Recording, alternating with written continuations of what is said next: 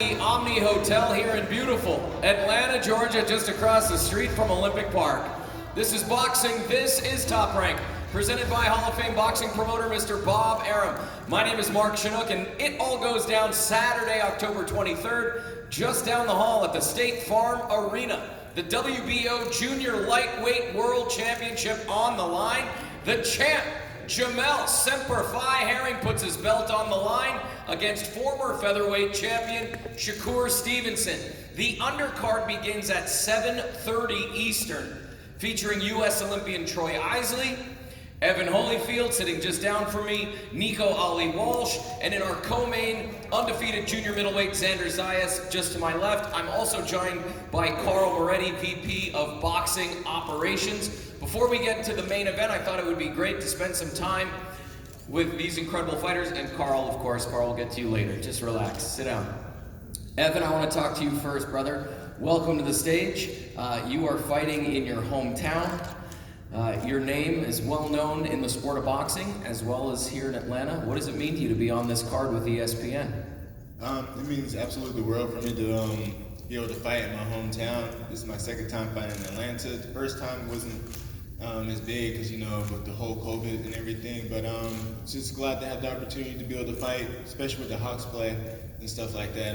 Just be able to be around the atmosphere and stuff like that. 2 years now as a pro. What can we expect Saturday night? A little different that we've seen previously. You know, just going through the procedures. You know, it's boxing. Hit and not get hit. Do what it takes to win, whether it's to fight or box. You get any good pointers from Dad? Of course, you know, my dad always tells me to train my hardest.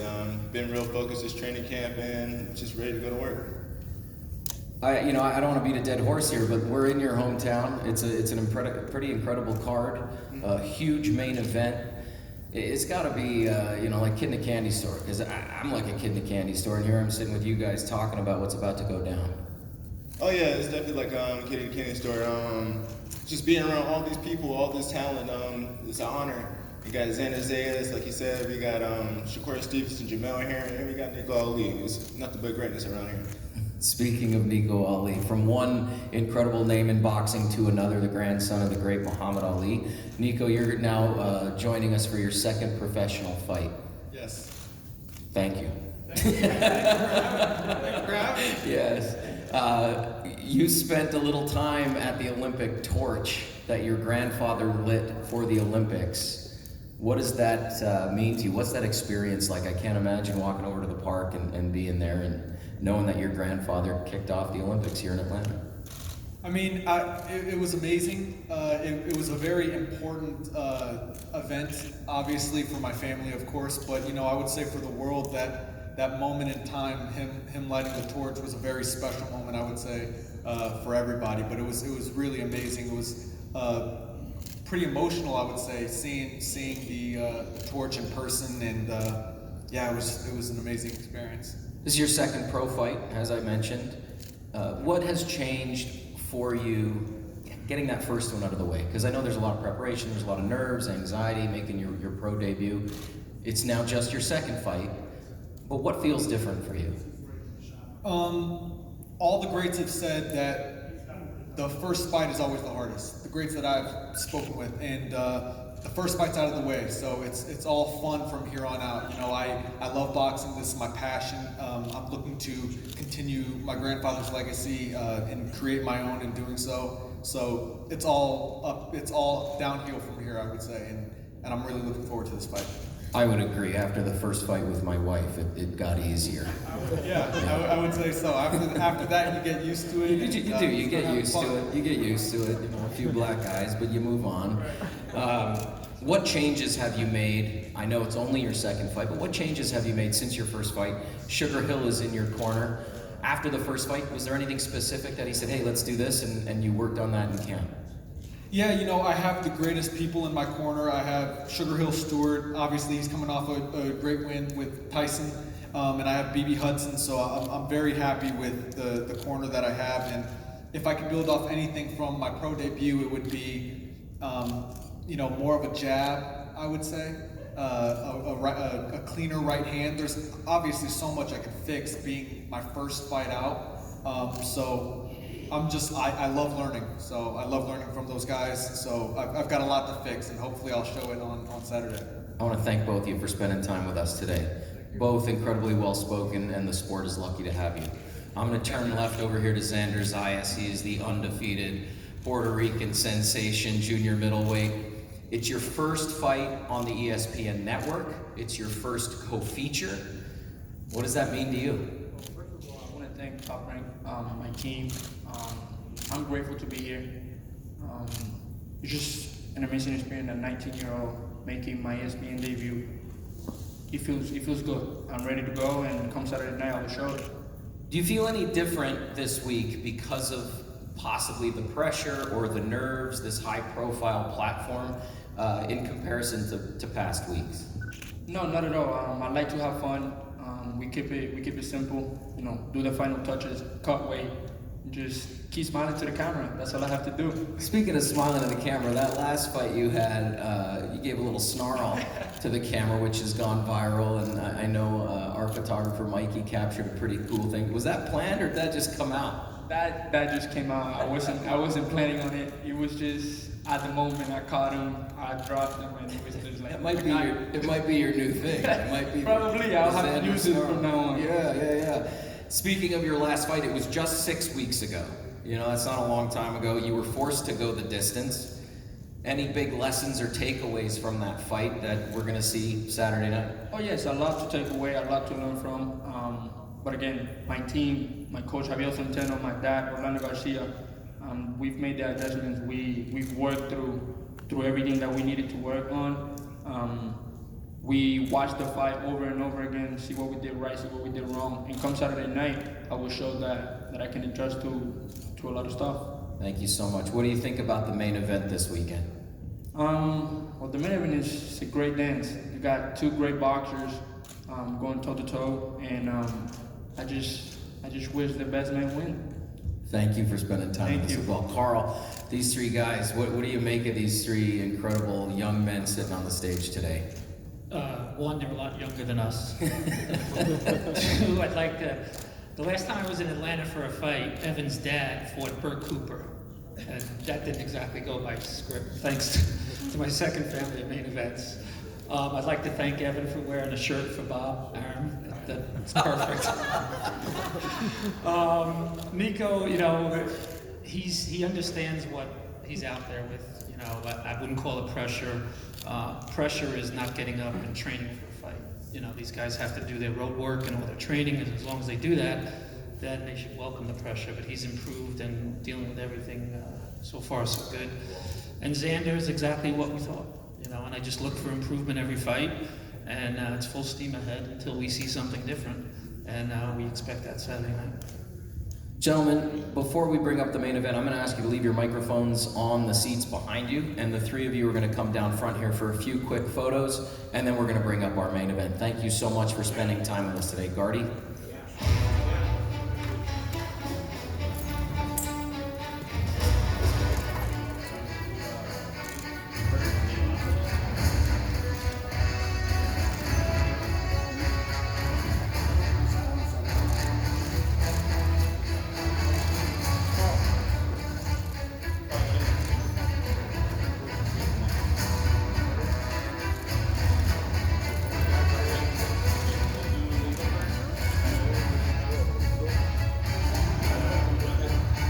Time to bring up our main event. Saturday, October 23rd at the State Farm Arena. Beside me, the WBO Junior Lightweight Champion of the World, Jamel Semper Fi Herring. The challenger making his way to the stage, the former featherweight champ, Shakur Stevenson. All right, gentlemen, let's dive right in. We've been waiting for this one for a long time. Shakur, grab a mic. I want to start with you. What does this opportunity mean to you? You're 2 days away from potentially becoming a two-weight world champ. I mean, it means everything to me. I feel like this is my first time actually getting to go against a champion, and being able to take a champion belt gonna mean a lot to me. So I can't wait to hear them say and to know. We're in Atlanta. The energy here is outstanding, champ. Great to see you. Thanks for joining us. The odds makers have you an 8-1 underdog. I don't agree with it. You've been here before, though. You've been the underdog. You've defended the title, and you've won. Does that give you an extra little boost, a little extra motivation? Yeah, of course. Like, it just plays to my story. My story, I've always been an underdog, not just in boxing, but just in life. So I don't really get into the whole odds making thing. 'Cause like I said, I'm not a gambler anyway, but it doesn't bother me. It doesn't bother me at all. Shakur, I want to come back to you because there's been a lot of talk back and forth, and you've said on multiple occasions you don't care for him. Is it simply because he has the belt, or is this personal for you? Definitely not personal. It's all business at the end of the day. I don't care for him, meaning like he's not my friend. Like I ain't got no care for him. I ain't hit him up and say, oh, let's fight. We ain't had no conversations or nothing like that. Like I don't talk to Jamel Herring outside of boxing. Jamel, has this back and forth chatter got to you at all? No, it's, like I said, it's not personal. It's just business, and we're just building a fight. That's all it is to me. Like you know, I've heard worse. I've been through worse. So no, I don't take it personal. Like I said, we're just two top competitors in the division. You know, trying to prove who's the best. Shakur, you're close to his camp. You know, you're friends with Bud. Does that give you any kind of insight on what to expect? You know, because it's known that you guys are buddies. You know his trainer. Does that give you anything over there? Oh, it's gonna feel real good beating the whole team. I can't wait to go against Bo Mac and Red, and it's not just Jamel that I'm fighting. So at the end of the day, I gotta beat him and Bo Mac and Red. It's gonna feel good doing that. I see Bo smiling over there against the wall, nodding. Jamel, you know, you've got a great family over there. You know, it's well known with Bud and Bo. How excited are you for Saturday night? This has got to be one that you've been looking forward to for a long time. Like you said, that's family over there. You know, that's family. That's family. Without them, I wouldn't be here. And I give them all the respect in the world. And you know, we're missing a few. We're missing a few of the family. Like Ray said, we're missing like guys like Bernie the boxer and Saul in the game. But no, it's great because I get the chance again to compete on a high level against another great opponent. So, you know, just to cement my own legacy in boxing, you know, that says a lot, and I owe it to those guys over there. Shakur, you were criticized, you know, quite a bit after the last fight with Nagatia. Do you feel like you got to knock him out? Definitely not. At the end of the day, it's an elite level fight, championship level fight. You can't judge me off of one fight when I perform time and time. I can't sit there and say, oh, I'm going in there looking for a knockout, but if he slip up and make any mistakes, I'm gonna capitalize. Champ, does this one feel any different defending this time around? Does it feel different? No. It just feels like again another high elite level fight in a great, a loaded, talented division. So for me, we just take it one fight at a time.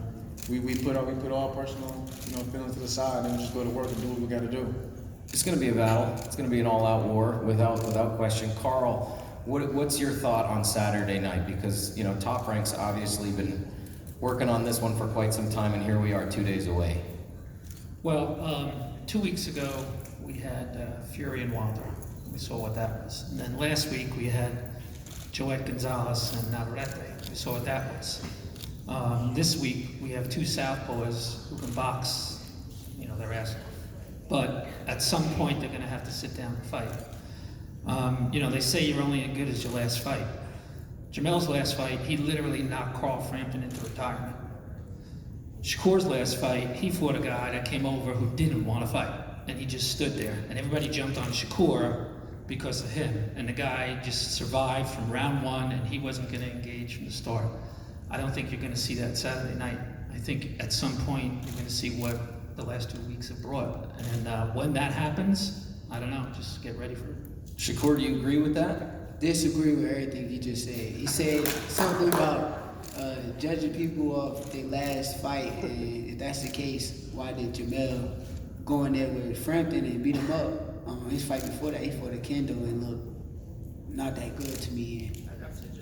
No, I think what he was saying the last fight, the guy you were fighting didn't want to fight, and that's why you were unfairly criticized. He came to fight. He came to fight. At the end of the day, you gotta respect him as a man. He brung his right hand. He was looking for a big right hand. He came to fight, but he just couldn't deal with what was going on in the ring.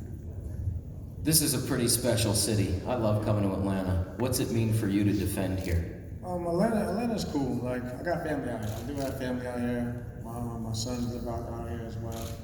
So, I mean, it's like I said, another home. And it's an honor. It's an honor just to be fighting in the State Farm Arena because it's not known for boxing and a lot of big fights coming into town. So, whenever you can bring a special fight to a certain city, that's always a great thing. So I joined the boxing circle about 3 years ago. And, I follow everybody on social media. And social media in boxing can tend to go a little askew, to be polite. I respect you for your presence on social. You've never really dived in. You and your family have always taken the high road. I don't know about Jen. No, but in all honesty, you've always been very respectful of the sport, the game of boxing on social media. We talk about family and what it means to not only go overseas and serve. Thank you very much, by the way, for your service. But your respect of the sport, I think, is respected in the sport. Can you talk about that for a little bit? Because, not to reference anybody else, but just recently, I've got more followers than you. Seems to have gone viral in the sport of boxing, right? But here we are, big night, huge night. And, you're so well respected. What does that mean to you, knowing that the sport of boxing respects who you are, not only as a boxer, but as a man? I mean, it means a lot because at the end of the day, boxing has done great things for me, not only in the ring, but outside of the ring. So I always feel like I owe a great deal of respect to boxing. But in terms of like this whole new thing where fighters is out there, trying to make fights due to social media and what they should get and yada yada yada. It don't mean nothing because like right now you have a big fight and we didn't argue about who has the bigger follower, the bigger draw and such and so. I believe in the old school method, just putting on great fights that people will talk about for years to come. And like I said, at the end of the day, I'm just happy just to be a part of something special. So that's why I always show a lot of tremendous respect to boxing. I do my own little commentating on Twitter or whatever. So, but yeah, because I just love the sport. Tiana has more followers than all of us anyway, so it doesn't matter. I did put out a little poll on my Twitter. I asked people, I said, hey, I get the privilege of hosting these press conferences all the time. If you could, what would you ask either of these guys? And one question that popped out on me on Twitter was, do you think your opponent would have made a good Marine? Do I think he would have been a good Marine? I don't know. Because like I said, I was a totally different person before I even joined the armed service. Like I was the worst. I'm telling you, I was nothing the way I am today. But it just like I said, the Marine Corps just builds character over time. So like I said, I can't sit there and answer that question. But I mean, he probably would have turned out a good Marine. I rarely see anyone. Any bad Marines out there. So, but yeah, like I said, Marines over time, it takes time to grow and develop. It's funny you mentioned the word character in your response because that's what I wanted to come to Carl with next. Two incredible fighters in the top-ranked stable, both with incredible character. What does it mean for the organization knowing that one of these guys has to lose on Saturday night? Well, God forbid we get a draw, but somebody walks away with a loss. Well, they go away with a loss on their record, but the bigger picture, there's no losses with these two guys, especially Jamel, what he's been through, what he represents. Shakur's a lot younger, where he came from, where he's at right now. I mean, I live next to Newark. I see it every day, what the inspiration he is for young kids. Saturday night is an athletic contest, and it's over. The bigger picture is what they do for everything else, and these two guys do it pretty well. Shakur, you just mentioned younger and Newark. And inspirational. Those are three big words coming out of Carl's mouth about you. What does it mean to you to represent Newark and that young generation that looks up to you back home? It means everything to me to represent my city. I feel like everything I do is for them. I came from there. That's what brought me up. like I said, I put it on my trunks every fight. Every fight you see Nork on me. You see me shout out my city. I love my city. I'm gonna keep grinding and keep trying to show the up and coming people that's coming up in there that is better than what they see every day. So I feel like it means everything to me. What are we gonna see Saturday night? You're gonna see a special night. I feel like you're gonna see my homecoming, my coming out party. I feel like it's gonna be a great night. He said he's gonna spoil the party, so let's see if he can do it. Champ, any message to your fans out there before we wrap up today? Semper Fi, hoorah. All right, listen, let's get you to your first official face-off of the week. Shakur, leave your mic on your chair. Same with you, Champ. This is it, everybody. We've been waiting for this one for a long time. Saturday, October 23rd, State Farm Arena here in Atlanta, Georgia. The WBO Junior Lightweight Championship of the World is on the line. The champ, Jamel Semper Fi Herring, taking on the former featherweight champ, Shakur Stevenson. You do not want to miss this one. Saturday, October 23rd, State Farm Arena here in Atlanta, Georgia. Jamel Semper Fi Herring, Shakur Stevenson for the WBO Junior Lightweight Championship of the World. As always, this is boxing, this is Top Rank, and we will see you tomorrow. That belt coming back with us. Get that belt up, Euro. That belt, Team Stevenson. Niggas gonna take that belt. Take that belt.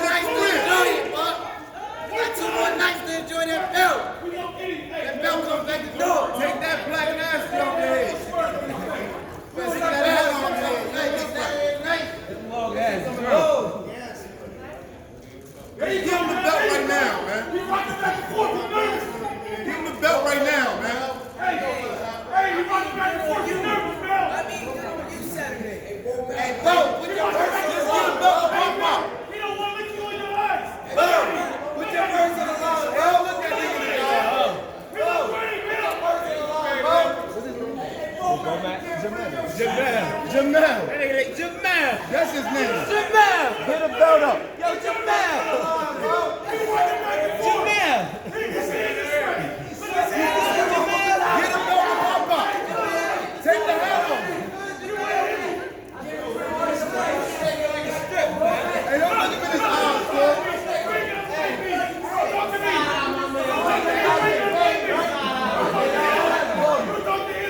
Don't talk to me.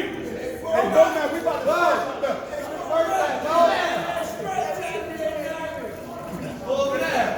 Right. Look at him, man. Look at him. He's here to stay over there. Jamel,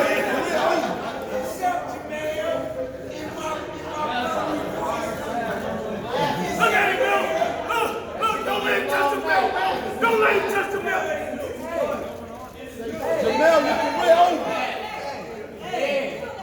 This is your last day with that belt. Look at him. Look at him. Hey, little man. He's nervous.